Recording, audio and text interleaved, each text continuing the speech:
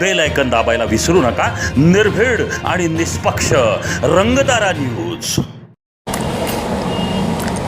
लोकांचे प्रश्न सोडवू असं आश्वासन देऊन सत्तेवर आलेल्या तामजाईनगरच्या लोकप्रतिनिधींचा स्वतःच्या घरापुढचा अंधार मात्र अजिबात सहन होत नसल्याने हे चित्र दिसत आहे। तामजाईनगरमधील अनेक मुख्य रस्ते आणि गल्लीबोळं रात्रीच्या वेळी अंधाराच्या साम्राज्यात बुडालेले असताना दुसरीकडे नगरसेवकांच्या घराबाहेर मात्र भर दिवसा आणि रात्रभर स्ट्रीट लाईटची झगमगत असते।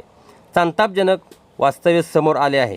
यामुळे जनतेचा पैसा कोणाच्या उजेडासाठी आणि संतप्त सवाल नागरिकांकडून विचारला जात आहे। तामजाईनगरमधील काही विशिष्ट भागात रात्रीच्या वेळी साधे पादचाऱ्यांना चालणेही कठीण होते। अंधारामुळे महिलांना सुरक्षतेचा प्रश्न निर्माण झाला आहे, तर वाहन चालकांना अपघाताला सामोरे जावे लागत आहे।